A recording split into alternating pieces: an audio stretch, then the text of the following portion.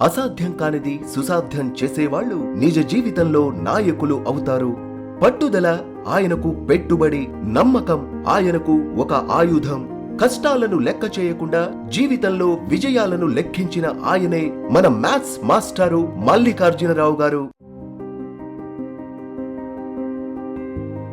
ప్రస్తుతం నా వయసు 82 సంవత్సరాలు 1 మంత్లో నిడుతుంది. పూర్వము 30 years క్రితము నేను మనుగోలులో పనిచేసేటప్పుడు అక్కడ ఈ పద్మనాభరెడ్డి అండ్ బృందం నా విద్యార్థులు అన్నమాట. ఆనాడు 10th క్లాస్ చదువుతున్నారు. వాళ్ళు నన్ను ఇప్పుడు మీ యొక్క జీవిత చరిత్ర చెప్పమని అడిగినందువలన నేను చెప్పుటకు ప్రారంభిస్తున్నాను.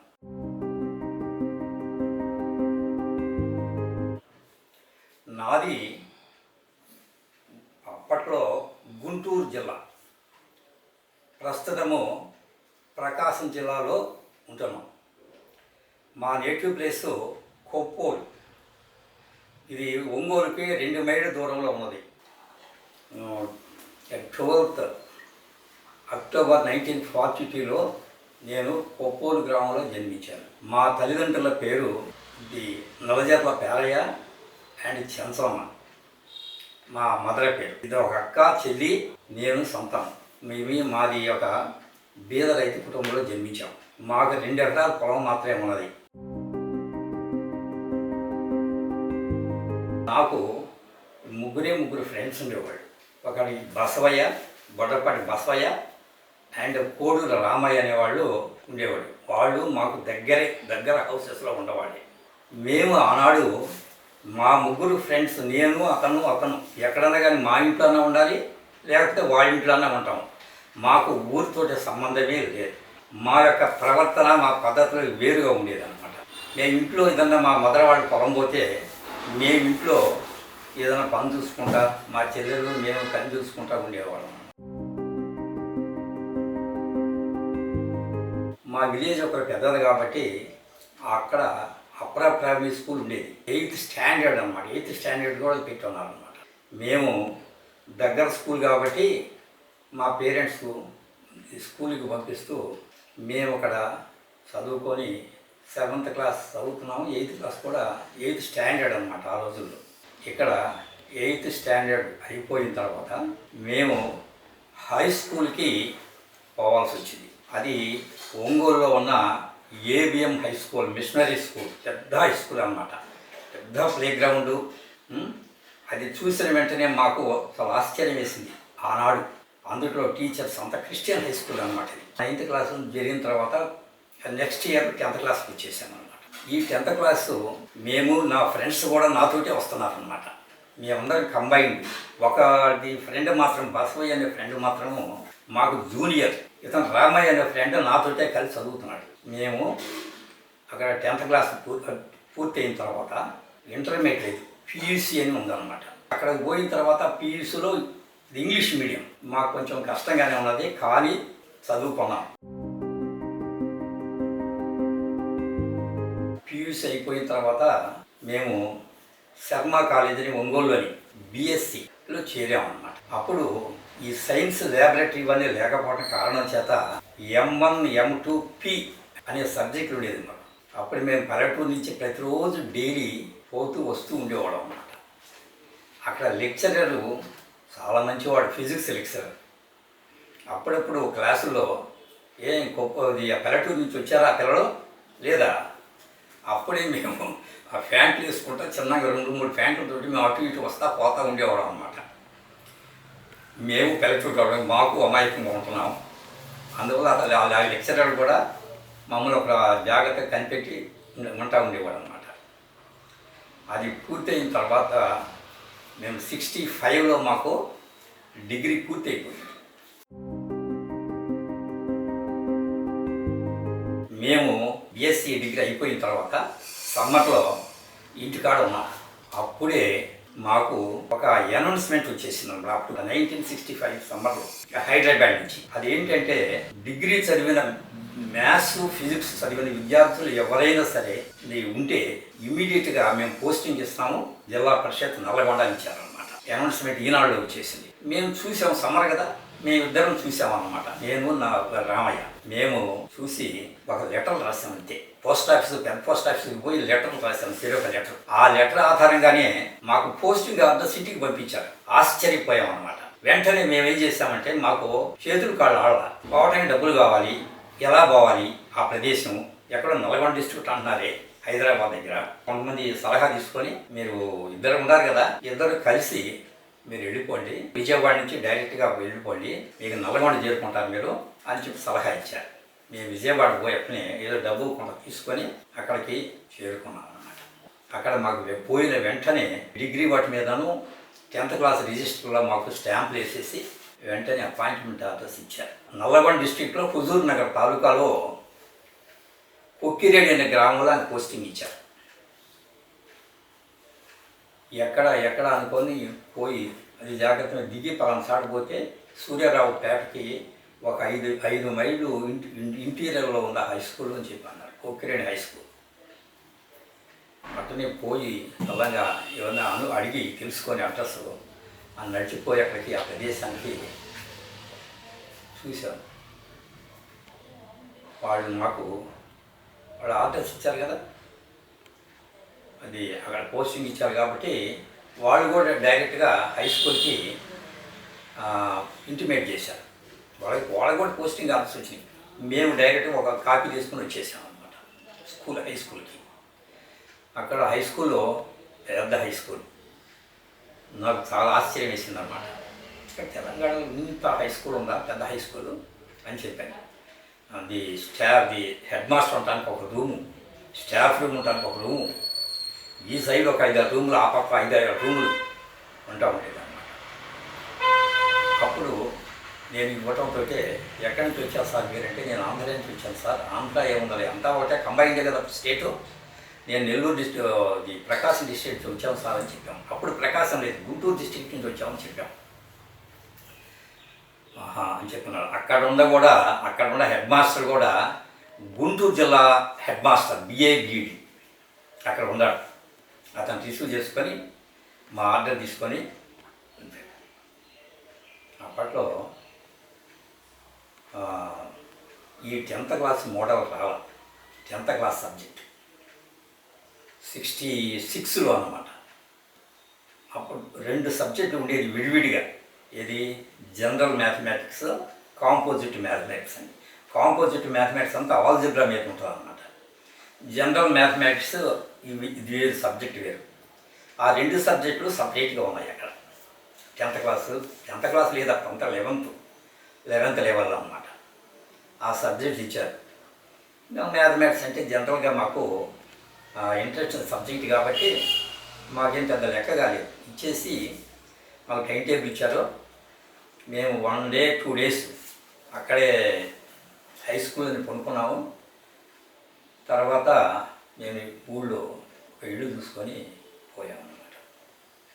అక్కడ అయితే టీచర్స్ అంతా హిందీ, ఉర్దూ మాట్లాడే టీచర్స్ ఎక్కువ. అందులో మ్యాథ్స్ టీచర్ని నేనే, సైన్స్ టీచరు లేడు అక్కడ. మిగతా subject teachers, second grade teachers ఉన్నారు, హెడ్ మాస్టర్ ఉన్నాడు, Hindi pundits, grade 1 Telugu pundits వీళ్ళంతా ఉన్నారు అన్నమాట. మీరేం సబ్జెక్ట్ ఫిజిక్స్ చెప్పగలరా అంటే, చెబుతాను సార్, నాకు subject maths 1, maths 2, physics sir నాది డిగ్రీలో, నేను చెప్పగలను సార్ ఫిజిక్స్ అన్నాను. ఆ పీరియడ్లో కానీ నేను ఆ సబ్జెక్ట్ కూడా వచ్చాడు ఒకటి, ఏదో 9th క్లాస్కో ఏదో ఆ సబ్జెక్టు చెబుదామంటే.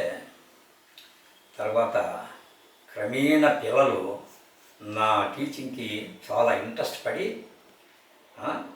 చాలా దగ్గర క్లోజ్గా అయిపోతూ ఉండాలన్నమాట. దగ్గరకు ఉండేవాడు నాకు.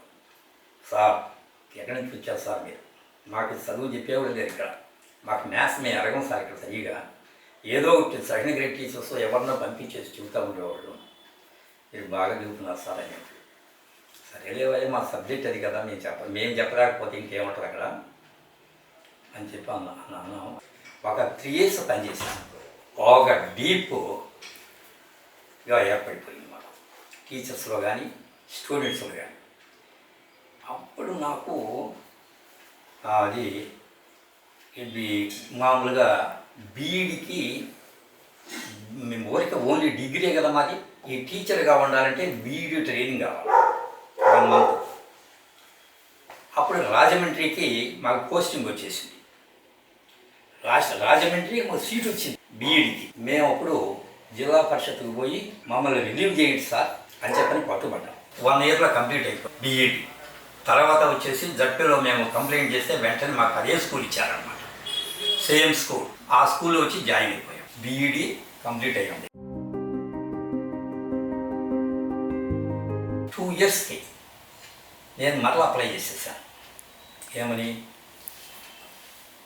Please post me to another school which is near to the Ongole అని చెప్పి అడిగాను.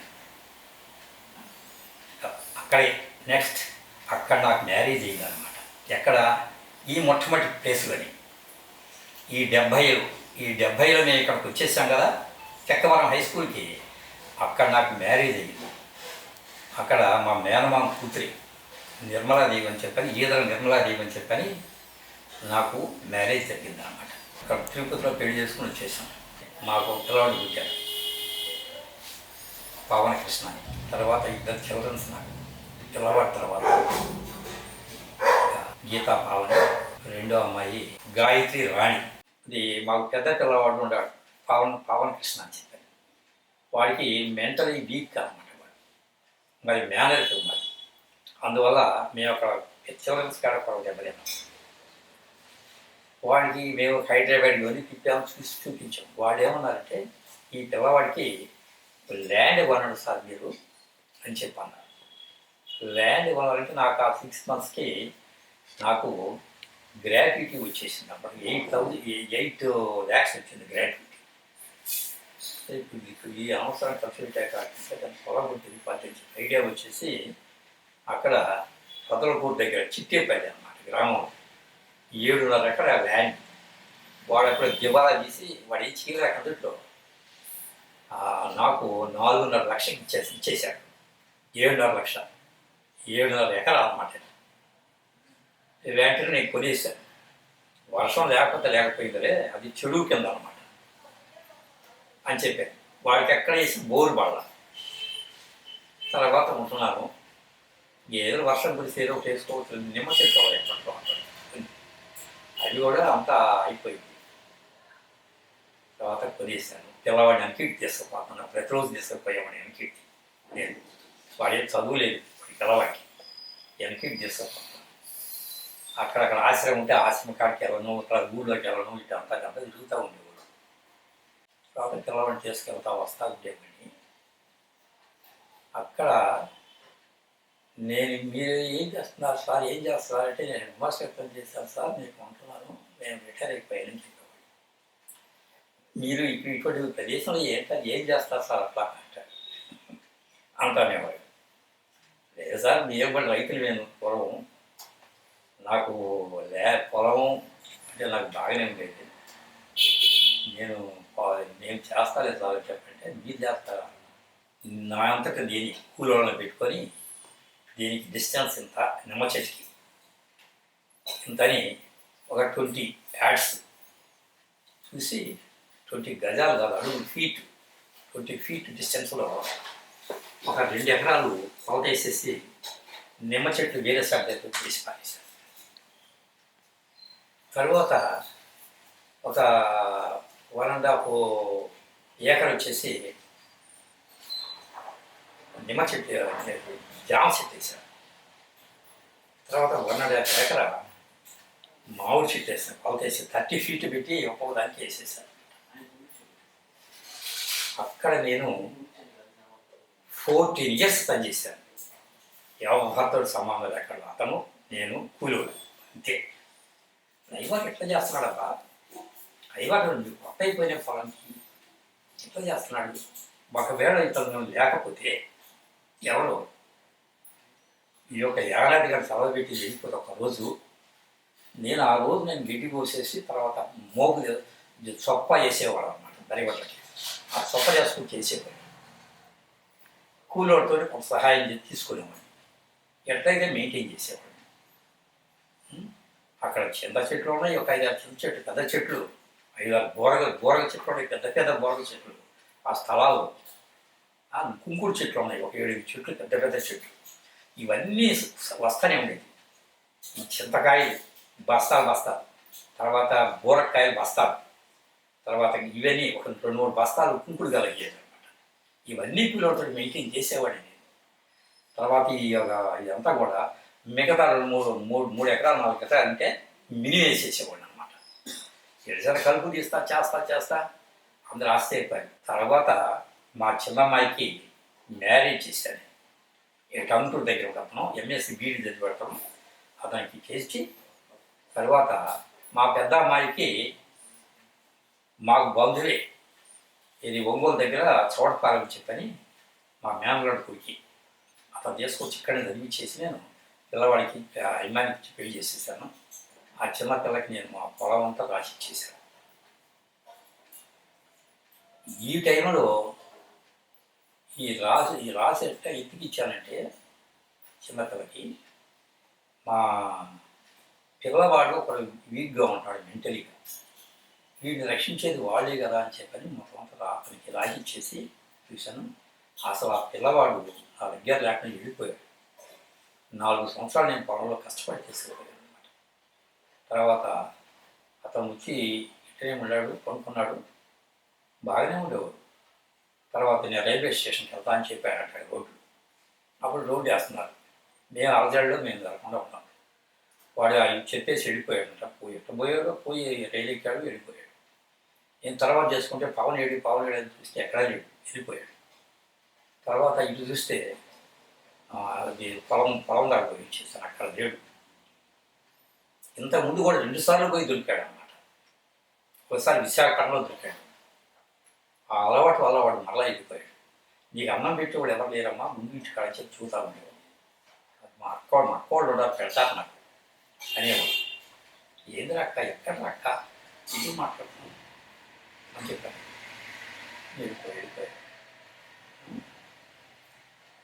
తర్వాత వాడిని చూసినంత లెక్క నాకు అదే దిగులు. పెద్ద వయసులో మమ్మల్ని బాధించేది ఒకటే వస్తున్నాడు. ఆడపిల్లలతో బాగానే ఉంటారు. నేను ఆ పొలం పిల్లవాడికి చిన్నపిల్లకి రాశాను. ఈ ఇళ్ళు అక్కడ అపార్ట్మెంట్ ఉంది, ఇవన్నీ కూడా ఈ పెద్ద పిల్లకి రాశాను. తర్వాత వాళ్ళకి ఆ పొలం ఇచ్చిన తర్వాత వాళ్ళు వచ్చి పొలం ఆక్రమించుకున్న తర్వాత నేను ఇంటికి వచ్చేసాను. 14 years ఉన్నాను అన్నమాట పొలం. అప్పటికి కానీ నాకు వయసు తర్వాత అప్పటికి ఎంత అయింది, 70 years అయిపోయాను. 70 years అయిపోయింది. ఇక పర్వాలేదులే మాకు అని చెప్పాను. కాబట్టి ఎన్ని బరిగొడ్లు అన్నీ అన్నేసేసాను. తర్వాత ఇదేం లేకుండా ఇబ్బంది లేకుండా తర్వాత నేను అక్కడ చేయించింది. ఎందుకంటే నేను ఎప్పుడు సిన్సియర్గా ఉంటాను కాబట్టి, నేను హార్డ్ వర్క్ చేస్తాను కాబట్టి నాకు అదంతా పెద్ద సమస్య అనిపించలేదు అన్నమాట పొలంలో. ఇది నా జీవితం ఈ విధంగా సాఫీగా జరిగిపోయింది. కాబట్టి I am proud of my good habits. నేను ఎప్పుడు కూడా ఎంత రెగ్యులర్గా ఉండేవాడిని అంటే, కొంతమంది టీచర్స్కి హెడ్ మాస్టర్స్ నోటీస్ పంపిస్తూ ఉంటారు, you must attend the classes in time whenever the bell is rang. Third bell, ఆ థర్డ్ బెల్ గంటనే ఉన్నది టీచింగ్ వస్తుంది, ఎక్కువ ఉంటుంది అనమాట. ఇది తీసుకొని ఎప్పుడు రెడీగా ఉండేవాడు. థర్డ్ బెల్ కొట్టడంతో క్లాసెస్లోకి వెళ్ళిపోయాను అనమాట. తర్వాత హాజరేసి చైర్ని అవతలలాగి నా జీవితంలో నేను ఆ కుర్చీలు కూర్చొని పిల్లల ముందు చైర్ని అవతలలాగి నేను బోర్డు మీదకి కొన్ని క్వశ్చన్స్ పిల్లలకి ప్రీవియస్ క్లాసెస్ మీద కొన్ని క్వశ్చన్స్ వేసి తర్వాత వాళ్ళ అటెన్షన్ డ్రా చేసి నేను చెప్పేవాడిని. Proud of my good habits. I'm very interested about the teaching job. Teaching job is the back bone in the society. A job కూడా దానికి పనికిరాదు అన్నమాట. బట్ నేను ఒక ఆదర్శవంతమైన టీచర్ యొక్క కొన్ని క్వాలిటీస్ చూద్దాం. The teacher has good personalities, he has a good habits also, but he is the model in the class. He follow the teacher. Students follow the teacher. He has a model in the class. Then he will be treated the children in the class as his own. unless any deviations made among them, their aim will be spoiled. But my opinion is, pupils will be treated as my own children. Give full knowledge to the students, but they have to taught them, they have to teach them how to obedient to the teacher and how to obedient to the elders also, and how to obedient to the parents also. ఈ అరుదైన ఆత్మీయ సమ్మేళనంలో మమ్మల్ని ఆశీర్వదించడానికి విచ్చేసిన మీకు ఆ భగవంతుడు మరింత ఆరోగ్యాన్ని ప్రసాదించాలని కోరుకుంటూ మా ఆహ్వానాన్ని అందుకుని వచ్చినందుకు మా హృదయపూర్వక ధన్యవాదాలు. Manubolu ZP high school 1984-1988 batch పూర్వ విద్యార్థుల ఆత్మీయ సమ్మేళనం సందర్భంగా మా మాస్టారు గారికి ఇదే మా హృదయపూర్వక అభినందనలు, మా నమస్సుమాంజలులు.